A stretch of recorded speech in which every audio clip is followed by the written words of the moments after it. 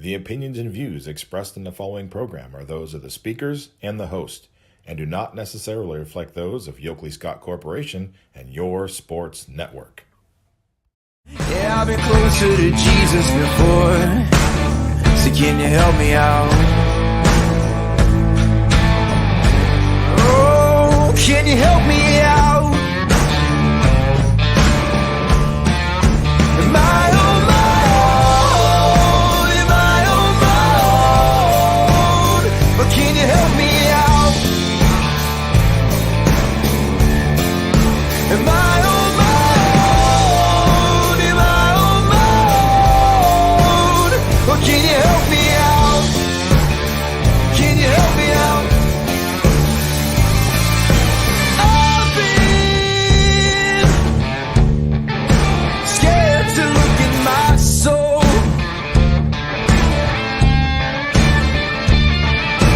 I've been afraid I would follow the road.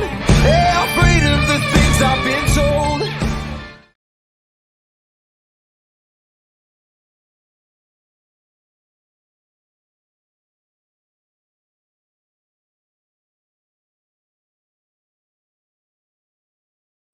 Sorry about that delay. I didn't know I couldn't click on my camera when I was also sharing a screen. Didn't know that the StreamYard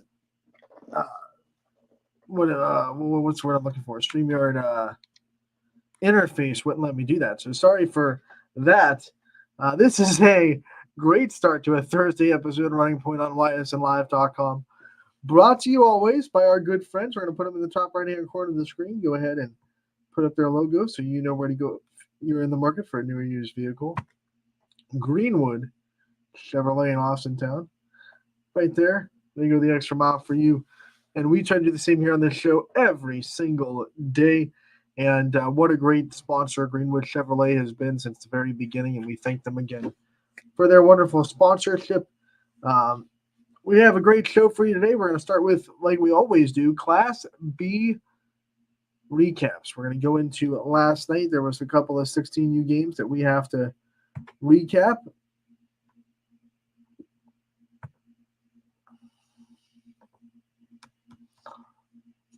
One of them was a makeup game, and it was the A to Z Athletics taking on Athletics with an X. And Athletics won 10-0, the final score. Let's look at the way this game went down for the big Athletics win.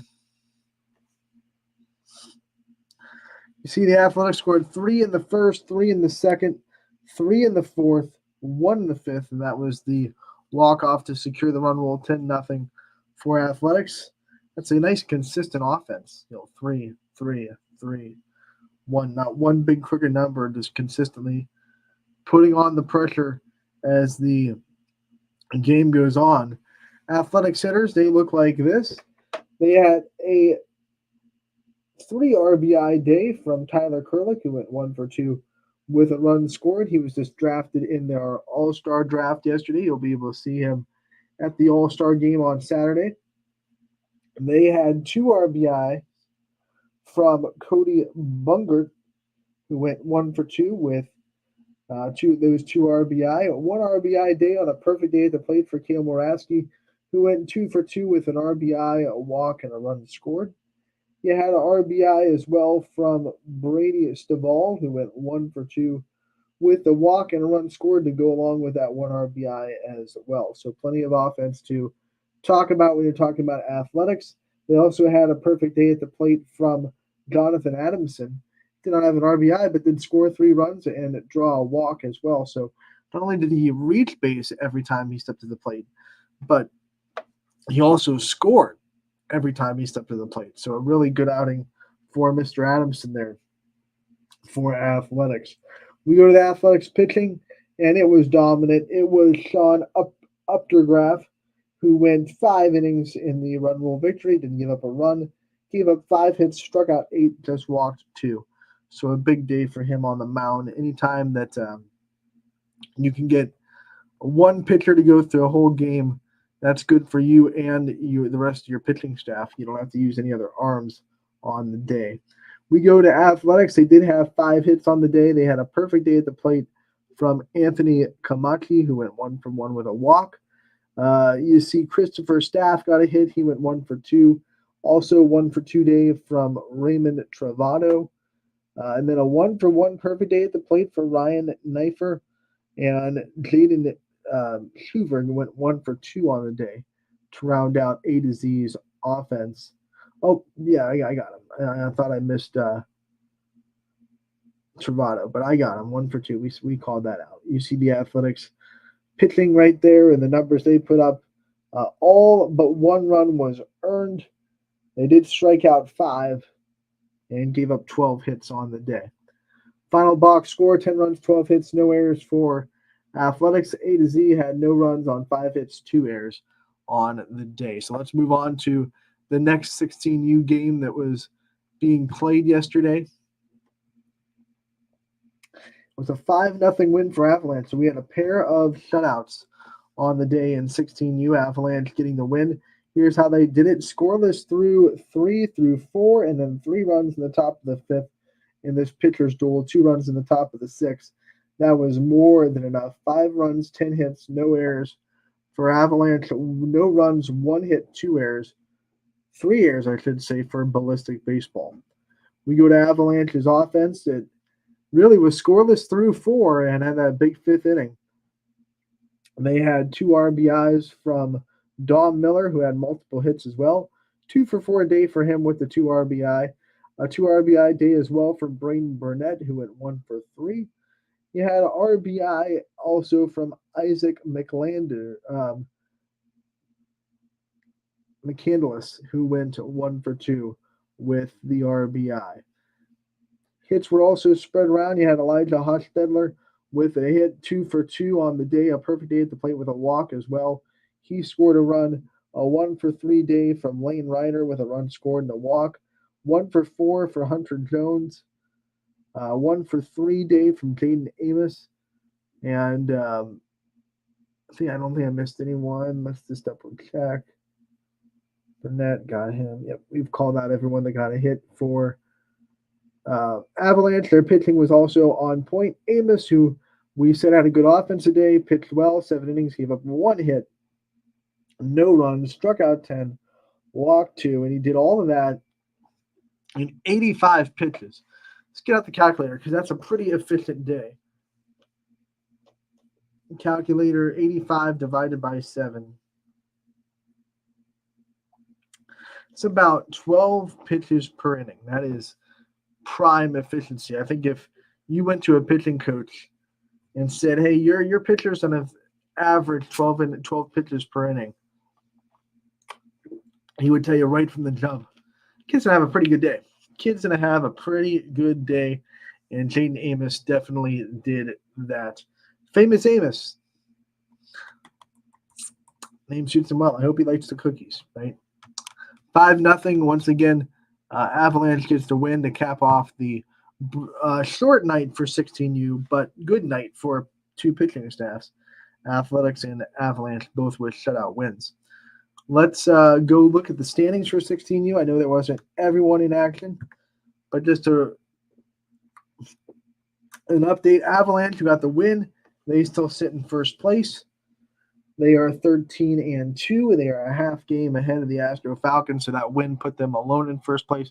For now, the schedules will catch up eventually, and the Astro Falcons will be able to gain that game back. But a half game lead for Avalanche, 13-3, and a half game back for Astro Falcons. The prospects are 10-6, 9-7 from Creekside, 9-7 for 3B Barons, 9-7 as well from Athletics, who got the win. So now there's a 3-way tie there in the 4 spot. And then a 2-way tie here in the 5. Well, not the 5 anymore. It would actually be the 7 spot. Nightline and Ballistic both tied at 6-10. And then the Eagleware and A to Z Athletics both have 2 wins on the year. Eagleware out of the basement. And now A to Z Athletics sitting there in last place. 1 game, well, I should say 1/2 game back of Eagleware. 16U is also in action tonight. They do have 1 game on tap. And let's look at that real quick before we hop on to previewing the 18U action tonight. So Thursday the 20th. One game. It'll be on scene 2. Eagleware versus Avalanche. So Avalanche can actually get a 1-game lead now if they get a win tonight against Eagleware. That game will be at 8 o'clock on scene 2. But most of the night is going to be 18U night. This week has looked a little bit different with what age divisions are playing when. 18U with the first Thursday games of the year. They've been mainly Monday, Wednesday, Friday so far in the Class B season. So here we are on a Thursday. Dura Edge takes on Eagleware on scene 1 at 5:30. You have Nightline and Avalanche. They're going to be playing on scene 2 at 5:30. On scene 3 at 5:30, you have Athletics and Creekside. Scene 1 at 8 o'clock, you're going to have the 3B Barons and the Astro Falcons. And then at 8 o'clock on scene 3, you have Ballistic and Prospects doing some battle tonight. Let's go look at the standings in 18U and see what's on the line tonight for these teams.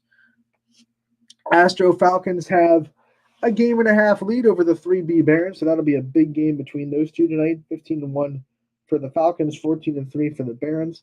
Athletics sitting 3 games back with a 13-5 record. Dura Edge 9-8, they're 6.5 back. Creekside 9-9, they're 7 back. And then you get into Avalanche and Ballistic, both sitting at 8-10. Prospects 7-11. Nightline 4-13. Eagleware 0-17 right now on the year.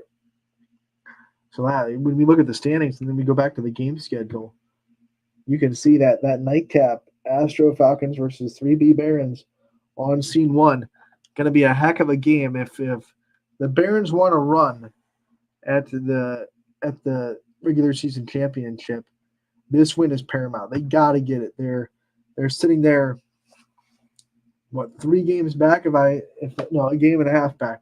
So if they win tonight, they're a half game back down the stretch. But if they lose tonight, then I think there's a big difference between 2.5 back and a half game back. So this is a big game for both teams, trying to separate themselves, from the Astro Falcons, trying to get even closer are the Barons. And, you look at the way they've both been playing. They've both been pitching well of late. So it could be a very low-scoring affair tonight, the nightcap on scene 1. Who's got you covered tonight on the broadcast for YSN? Well, let's go look at the spreadsheet. On scene 1 tonight, we have Matt Marr. So he'll have the call between Dura Edge and Eagleware to kick off the night at 5:30. And then he will be there for that big game between the Astro Falcons and 3B Barons at 8 o'clock. We have video-only broadcast from scene 3. That'll be Creekside and Athletics, Ballistic and Prospects. Those ones will be on the air as well. So we'll have broadcast from scene 1 and scene 3.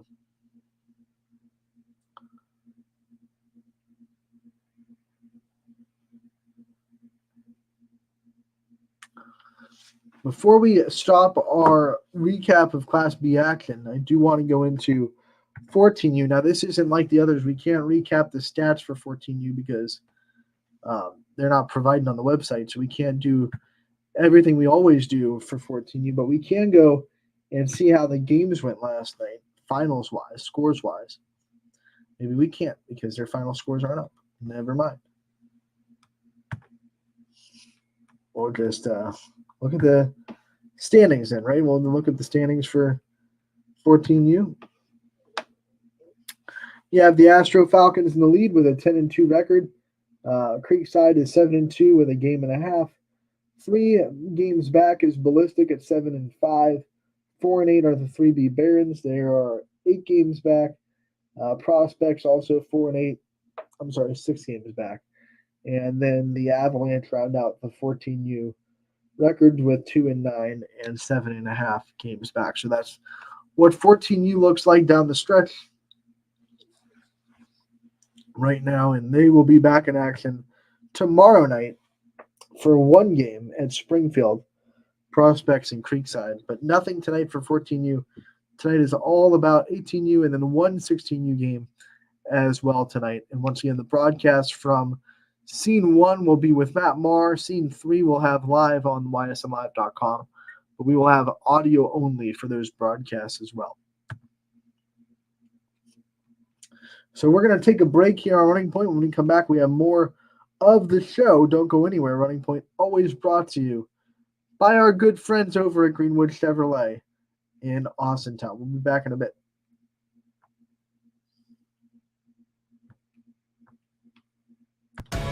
"21 News delivers the news as it happens, using the latest technology from where it happens. Live here outside the Mahoney County. On air, online, Wednesday afternoon weather update. Very dangerous. and on the 21 News social media platforms. I'm on the road right now. 21 News, the Valley's only locally owned source for trusted news since 1953. Craftsmanship to us is 60 years of pride and dedication. Passed down from generation to generation. The hardwood floors that your kids take their first steps on. The solid wood doors you quietly close at night. The things we create day in and day out are the products that end up turning your house into a home. At Baird Brothers Fine Hardwoods, uncompromising quality and craftsmanship built our business. And it will keep us moving forward for generations to come. Going the extra mile at Greenwood Chevrolet means we want to take care of the community that takes care of us too. And we have to work together always. And that's how you stay in business for 40 years. You know, I love being a helper because when I help somebody, it makes me feel good.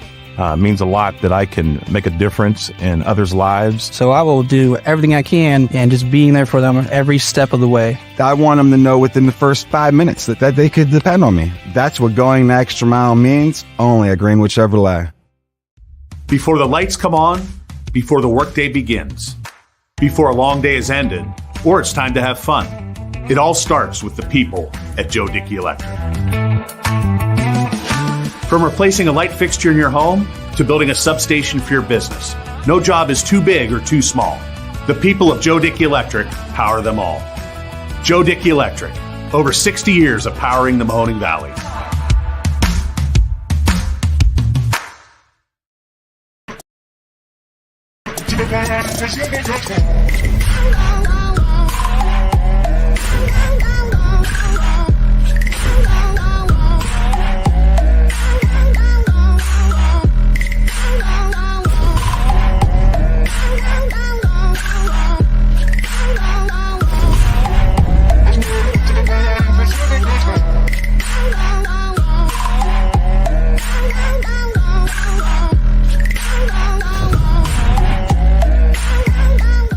Now you can see every school, to the smallest school, to the intermediate schools, to the schools in the outlying areas. It gives you coverage that you could just never get to before. It's something that's great to experience, and it's opened up a whole new wave of sports viewership. The possibilities are endless here at YSN. Push the envelope every day. Try something new. If it works, great. If it doesn't, well, let's try another angle, and we just keep moving forward. My name is Mike Ackelson, and my sports network is your sports network. What can you do on over 5,000 acres? At Mill Creek Metro Parks, you can discover unique habitats and wildlife, create memorable family moments, experience history, heritage, and park programs, explore scenic landscapes, take time to relax and be well, connect with nature and each other. Come see what's new at Mill Creek Metro Parks. Plan your trip now at millcreekmetroparks.org. Going the extra mile at Greenwood Chevrolet means taking care of our local customers. And it's just a great feeling to put them in a vehicle and get them all excited about a new vehicle. At the end of the day, our goal is to be someone our customers can count on. And every day I'll go the extra mile for the community so they can trust us. To do anything that would convenience the customer or make them feel more at home. Realizing, number one, that we're here for them and that we're not going to go away. That's what going the extra mile means, only at Greenwood Chevrolet.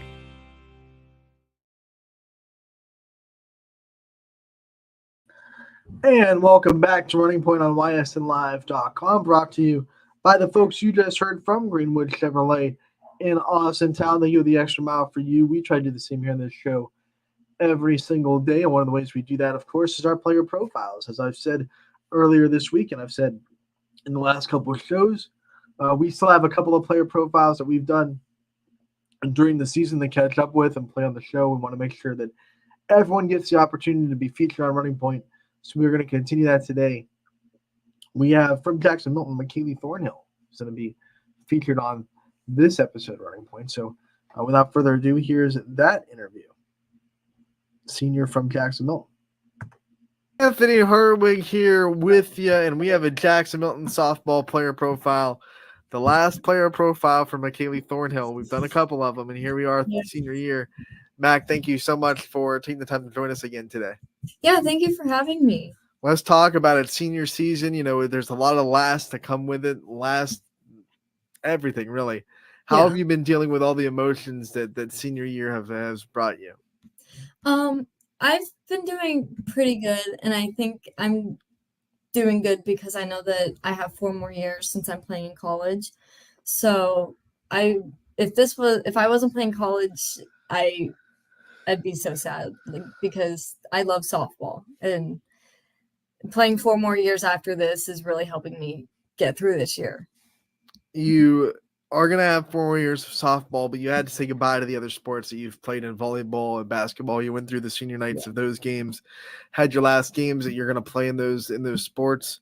What was it like saying goodbye to the multiple sport athlete, know that you're not going to be playing volleyball and basketball anymore? It's honestly relieving, because softball's always been my number one sport, and I'd have to go from basketball to volleyball to softball, do all 3 sports in one day. So it was exhausting. Even though I loved it, it ended up being a lot. So I'm going to miss it, but I'm glad to focus solely on softball now. When did softball become the sport that you wanted to focus on? Was it always just the only sport on your mind? Or was there a transition period at some point when you figured out that softball was the one that you loved the most? Probably freshman, sophomore year, like softball season, when, I don't know, just those seasons and having Coach C, because for travel ball, I had some coaches that just kind of put out my fire a little bit, and Coach C really ignited it a lot. And I couldn't thank her enough for that. So just when Coach C was my coach, that's when I was like, oh, I love softball. All right, so you are going to play at the next level, and I don't want to give that thunder away from you. For anyone that doesn't follow you or listening to this for the first time, or maybe they're trying to, I don't know, decide where you're going to go, why don't you tell everyone where you're going to be playing softball for the next 4 years? I'm going to be playing softball at Washington and Jefferson in Washington, PA. The coach asked me if I wanted to pitch for her, and I was like, yeah. And I plan on pursuing 2 majors and 2 minors to optometry and physician assistant with 2 minors in forensic science and dietitian. When you were doing the whole recruiting process and visiting colleges and deciding where you wanted to go play, what was it about Washington and Jefferson that made it the place you wanted to be and the place that felt like home? I just I know a lot of people feel it too, but I was just on campus and I felt at home. I didn't feel out of place, even if I went with my parents. I still felt at home. I could really see myself walking there and going to school there. Can you pin? Oops, sorry. No, if you're not done, you can continue. No, I was just saying, and the softball coach is amazing, and I've met the team, and the team's they're all awesome. So I'm just excited to meet all of them. If you could pinpoint something about the campus that made it feel like home, that you felt like this is why it feels like home, could you pinpoint something? Just that it felt clean and there wasn't I guess anything sketchy, Right. It's very it's like an old modern, I guess. They have all the old buildings, but they're not run down. They're very upkept, and it's just so nice. We're talking about what made Washington Jefferson feel like your home for the next 4 years. Let's talk about your current home in Jackson Milton and what has made it feel like home for the last 4 years. When you're in Jackson Milton, you're in the school system, you're on the softball field. What makes this community feel like home to you?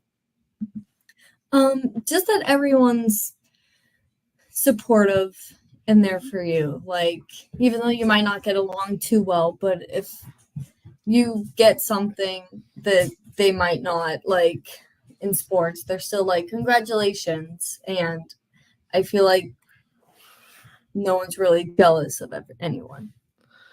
When you're talking about senior year, and obviously that comes with a lot of leadership opportunities and the ability to try to build the program past when you graduate, how much have you seen maybe the younger players of the softball team kind of show a little bit of that leadership qualities that makes you confident that this program is going to continue and be strong after you graduate?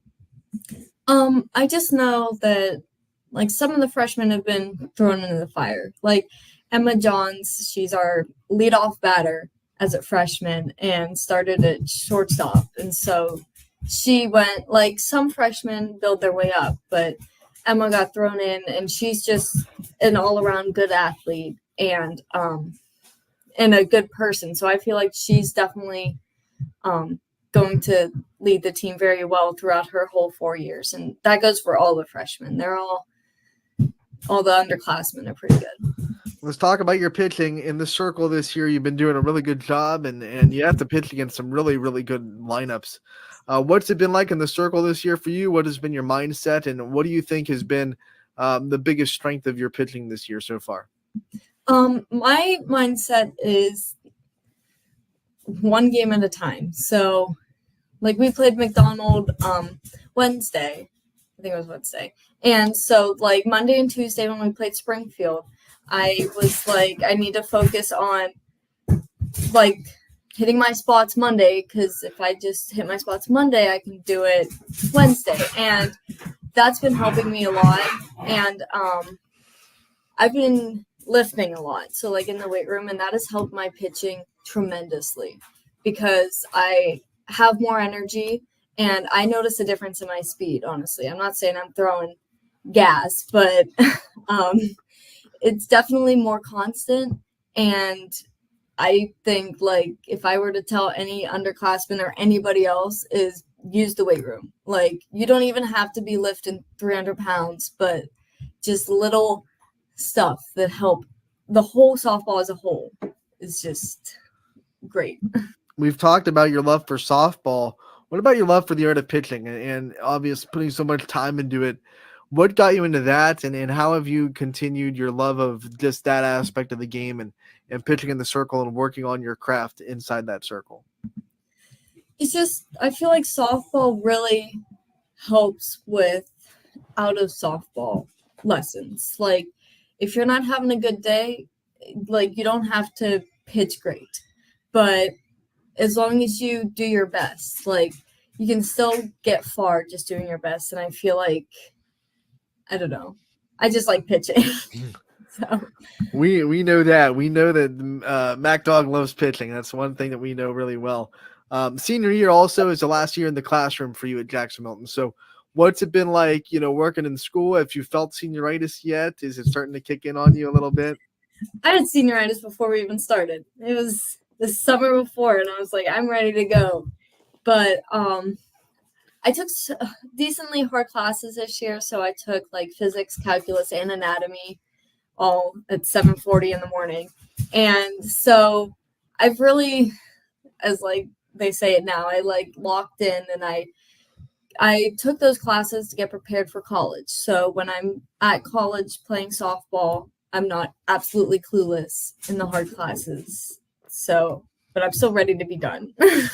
We're talking to you here in the first week of May. Yeah, have you gotten taken care of all the hard stuff, or do you still have some pretty big assignments, tests that are still on the horizon here in the next couple weeks of school? I have my physics finals and calculus and anatomy. So those are, and they're all in the same week. So it's going to be tough, but all my college classes are done. So it's really just getting prepared for those main classes.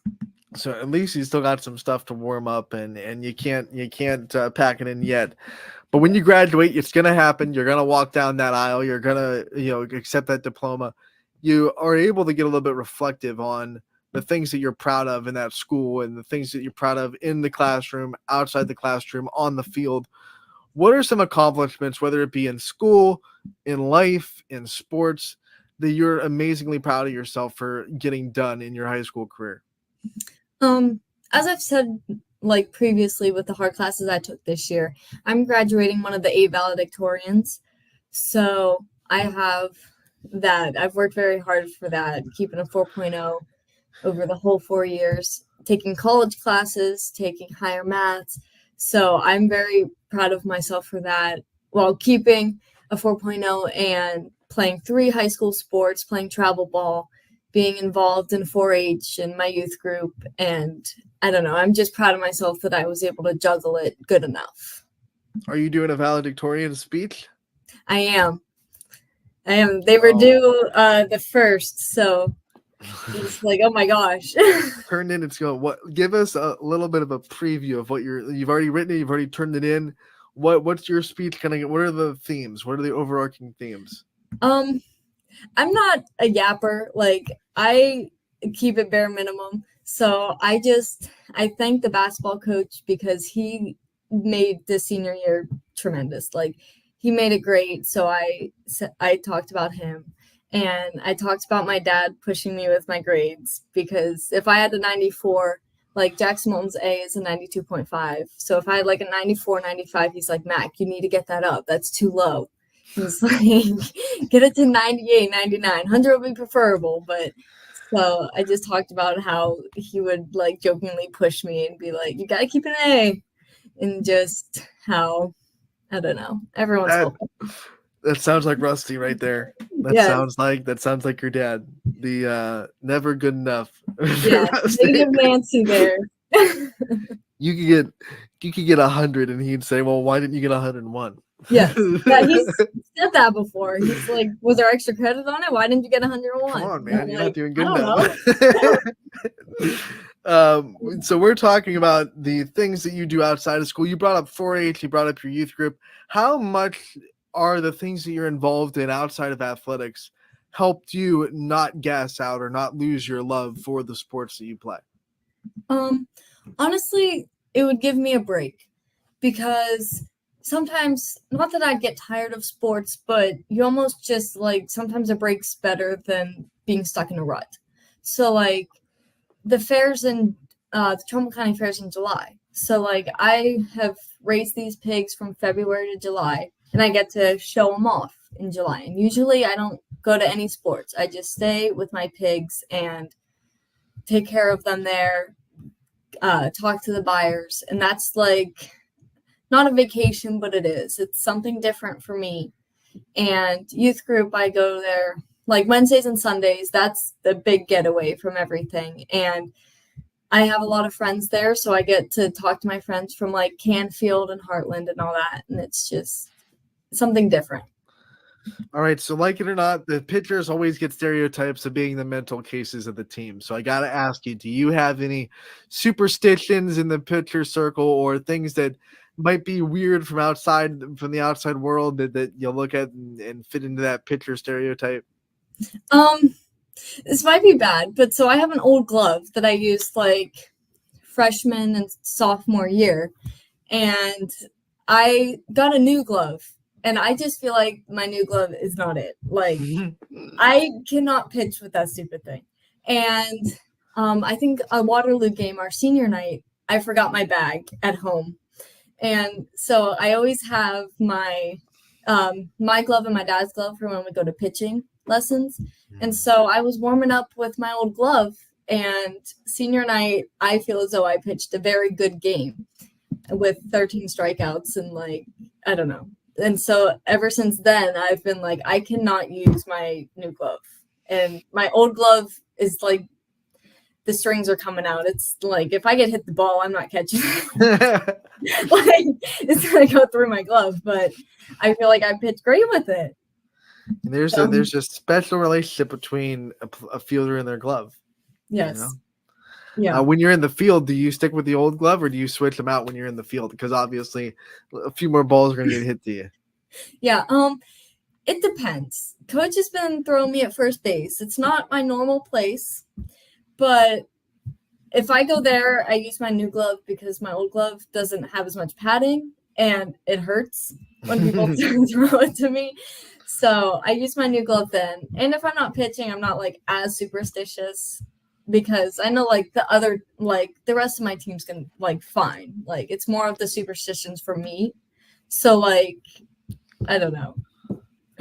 Does the team as a whole have any superstitions or routines?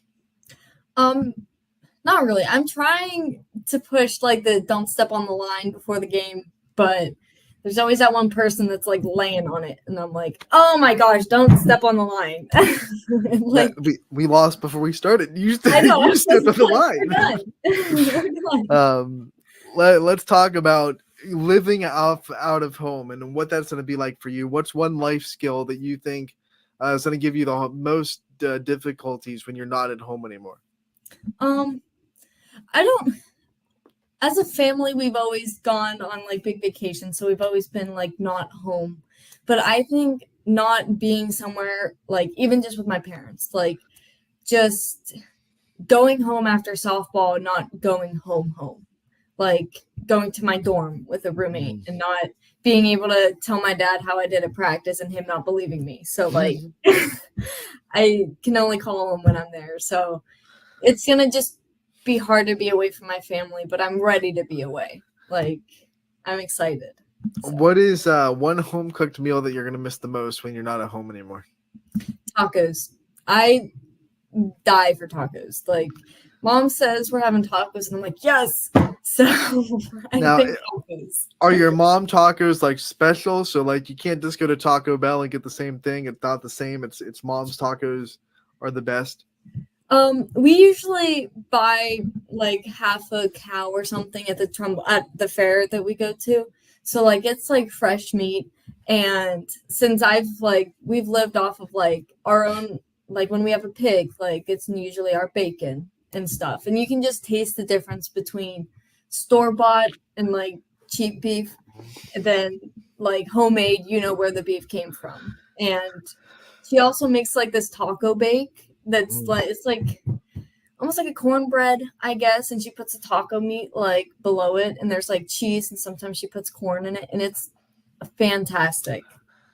We got to stop making ourselves hungry here at lunch. I know.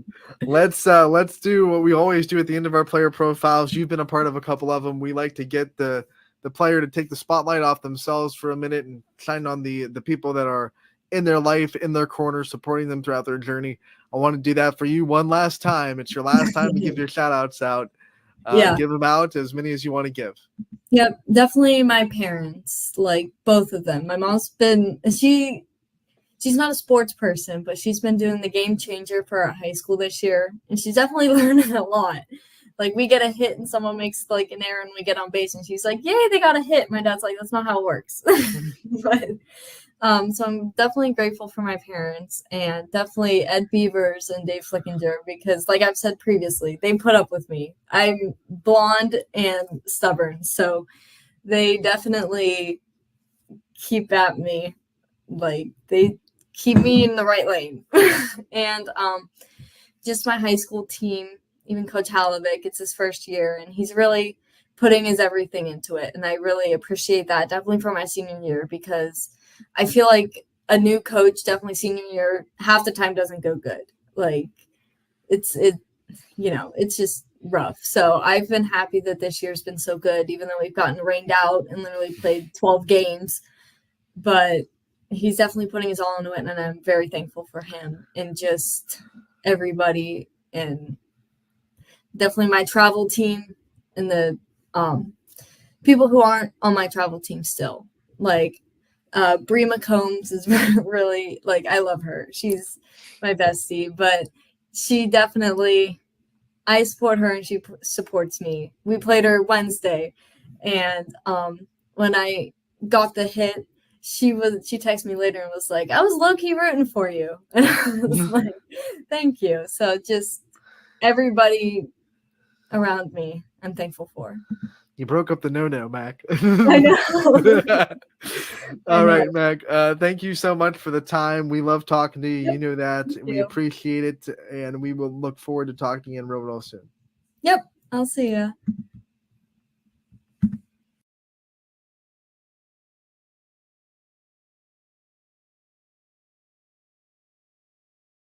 Gotta unmute myself. That's a rookie mistake. That was McKinley Thornhill from Jackson Milton.